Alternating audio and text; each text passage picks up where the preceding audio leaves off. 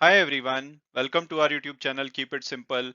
आज के वीडियो में हम बात करेंगे इलेक्ट्रिसिटी शॉर्टेज की, क्योंकि कुछ ऐसे संकेत मिल रहे हैं कि आने वाले कुछ महीनों में भारत में बहुत ज्यादा बिजली की कमी हो सकती है। उसकी वजह से आप देख सकते हैं कि प्लान्ड लोड शेडिंग की जाए और उसके अलावा अनप्लान्ड ब्लैकआउट्स भी देखे जा सकते हैं। तो इस टॉपिक को हम इस वीडियो में डिटेल में डिस्कस करेंगे। इसके अलावा ये भी बात करेंगे कि हम अपनी तरफ से क्या कर सकते हैं ताकि इस समस्या को कम किया जा सके, और इसके अलावा कौन सी कंपनीज के ऐसे शेयर हैं जो कि इस सिचुएशन में अच्छा कर सकते हैं। और आगे बढ़ने से पहले अगर आपने अभी तक चैनल को सब्सक्राइब नहीं किया तो प्लीज सब्सक्राइब करके हमें मोटिवेट कीजिए। और अब अगर बात की जाए कि भाई वो कौन से संकेत है जिससे लग रहा है कि भारत में पावर क्राइसिस आ सकता है, तो सबसे पहले तो भारत में एयर कंडीशनर और रेफ्रिजरेशन के जो लोड की डिमांड है वो लगातार बढ़ रही है। और उससे ऐसा माना जा रहा है कि अगले 4 महीने में भारत में बहुत ज्यादा इलेक्ट्रिसिटी की कमी हो सकती है। अगर हम भारत के ग्रिड की बात करें तो इसने पिछले साल 7 जुलाई 2021 जबकि समर जो अपने पीक पे थी, तब 2,570 मेगावाट का रिकॉर्ड लोड रिपोर्ट किया था।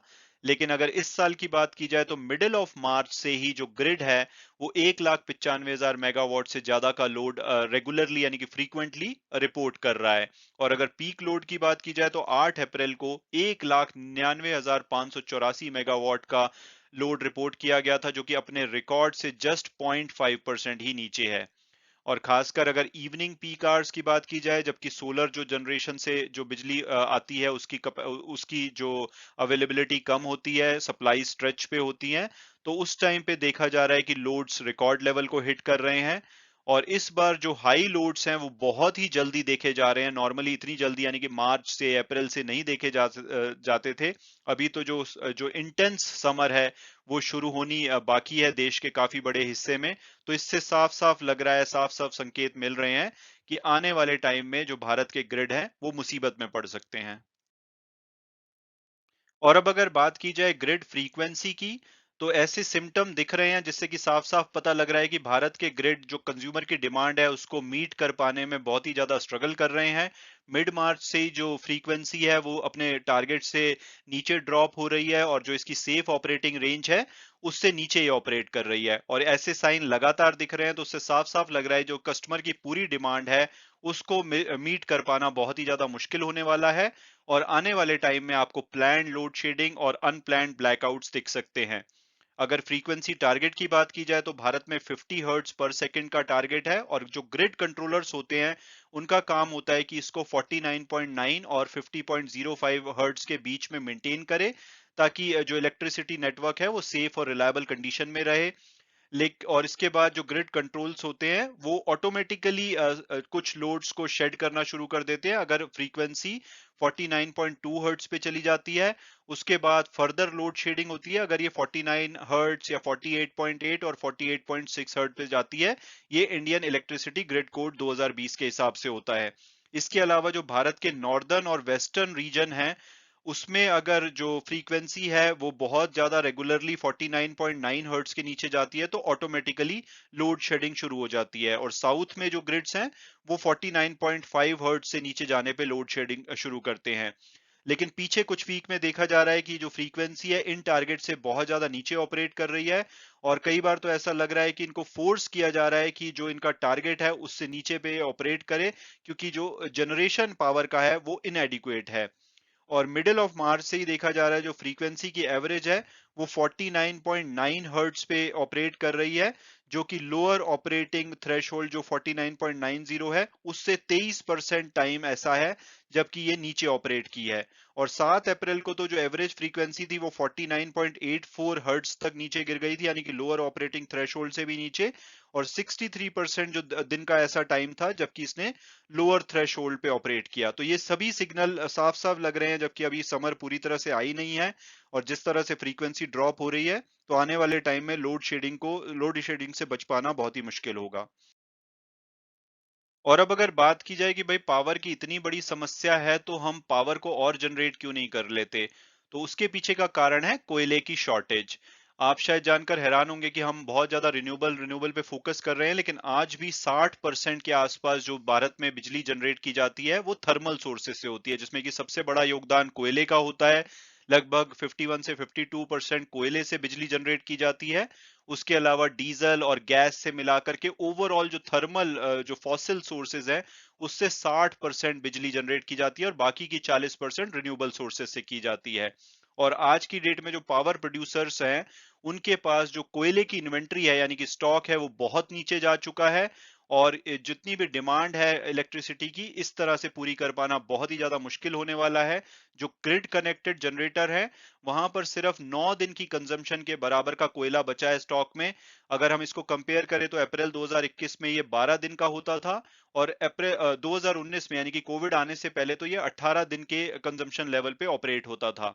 और पिछले साल सितंबर 2021 में हमने देखा था जबकि भारत में बहुत ज्यादा बिजली की समस्या आई थी क्योंकि कोविड की सेकेंड वेव के बाद जब इकोनॉमी खुलने लगी थी तो बहुत ज्यादा प्रॉब्लम देखी गई थी जिसकी वजह से देश भर में पावर कट्स हुए थे। उस टाइम पे जो कोयले का स्टॉक है वो क्रिटिकल लेवल पे पहुंच गया था यानी कि सिर्फ 4 दिन का बचा था। और तब से देखा जा रहा है कि ये पूरी तरह से रिकवर नहीं हो पाया है। अभी जो रैपिड ग्रोथ हुई है इलेक्ट्रिसिटी की डिमांड में उसकी वजह से जो विंटर में भी इस बार बहुत ज्यादा डिमांड रही थी। अदरवाइज क्या होता है कि विंटर में जो कोयले की स्टॉक बिल्डिंग है वो हो जाती है लेकिन डिमांड ज्यादा होने से कंजम्पशन भी ज्यादा थी कोयले की उस वजह से विंटर के टाइम में भी जो कोयले का स्टॉक है उसको पूरी तरह से भरा नहीं गया। उसके अलावा जो कोयले के प्राइसेस पीछे इतने ज्यादा पड़ गए थे उसकी वजह से जो पावर प्लांट है उनको इसने डिस्करेज किया कि भाई वो अपने स्टॉक को अच्छे से भर लें।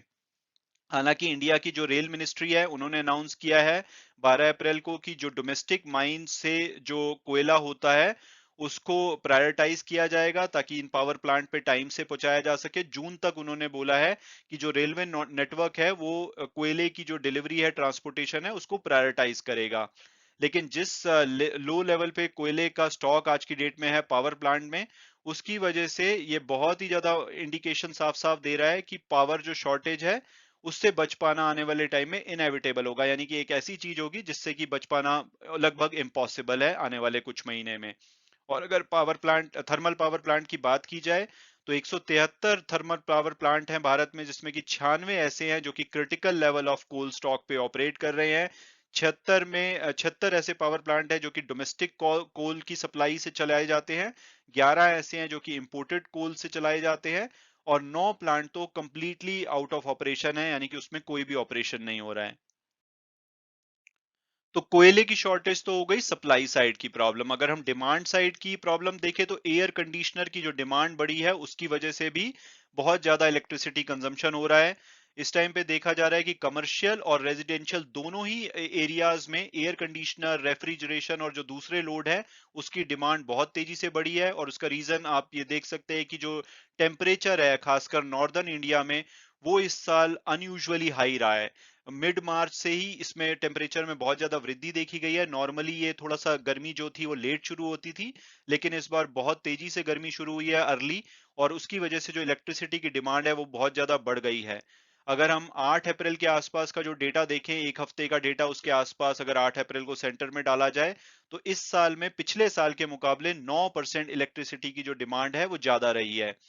और इस डिमांड को कंट्रोल करने के चक्कर में जो ब्यूरो ऑफ एनर्जी एफिशिएंसी है उन्होंने डिफॉल्ट सेटिंग जो एसी की है उसको 2020 में बोल दिया था कि भाई 24 डिग्री सेल्सियस पे इसको सेट किया जाए।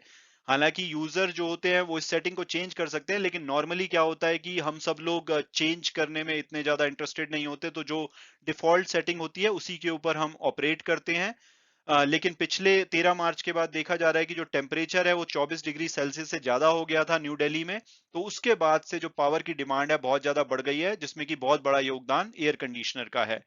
और जिस तरह से इस बार गर्मियां जल्दी आई हैं तो इस साल में 142 182 डेज ऐसे हो सकते हैं जिसमें कि कूलिंग डिग्री की आवश्यकता हो जो कि नॉर्मली अगर हम एक सीजन में देखें तो 99 डेज की एवरेज होती है। लेकिन जिस तरह से गर्मी इस बार जल्दी हुई आई है तो इस साल में 182 ऐसे दिन हो सकते हैं जिसमें कि कूलिंग की जरूरत होगी। और इसके अलावा जो टेम्परेचर है वो अपने पीक जून और बिगिनिंग ऑफ जुलाई में टच करेगा तो अभी आने वाले टाइम में इलेक्ट्रिसिटी की डिमांड और बढ़ेगी तो अगले 2 से 4 महीने बहुत ज्यादा मुश्किलें बढ़ सकती हैं। और जिस तरह से ग्रिड ऑलरेडी स्ट्रगल करना शुरू कर चुके हैं तो मई से अगस्त के बीच में जो हायर लोड्स की डिमांड होगी उसको मीट कर पाना बहुत ही मुश्किल लग रहा है। तो ये साफ साफ है कि लोड शेडिंग होगी पावर कट्स देखे जाएंगे। और ये समर थोड़ी सी भारतीयों के लिए मुश्किल भरी होने वाली है। और अब अगर बात की जाए कि भाई हम अपनी तरफ से क्या कर सकते हैं, तो हम अपनी तरफ से ये कर सकते हैं कि इलेक्ट्रिसिटी को बहुत ही ज्यादा तरीके से यूज करें। कहीं पे भी वेस्टेज हो रही है उसको अवॉइड करें। जहां पर हम एसी को बंद कर सकते हैं या अननेसेसरी यूज कर रहे हैं वहां पे उसको रोकें।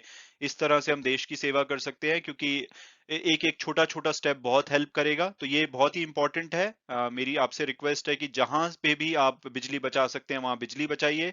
और इसके अलावा अगर एज एन इन्वेस्टर बात की जाए, तो जैसे कि पिछले साल जब सितंबर में पावर के क्राइसिस आया था, तो जितने भी पावर रिलेटेड कंपनीज हैं, चाहे वो एनटीपीसी हो, टाटा पावर हो, इस तरह की कंपनीज के शेयर को काफी फायदा हुआ था। कोल इंडिया जो कि कोयले की सप्लाई करती है भारत में सबसे ज्यादा, तो इन कंपनीज पे आप नजर रख सकते हैं। हालांकि इन सभी कंपनीज के शेयर ऑलरेडी भाग चुके हैं, लेकिन जिस तरह से डिमांड बढ़ने वाली है उस तरह से तो लगता है कि इन शेयर में और भी पोटेंशियल है बढ़ने का।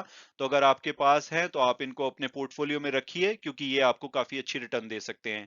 अगेन, वीडियो क्लोज करने से पहले मैं ये बोलूंगा कि जो भी व्यूज है वो मेरे पर्सनल है।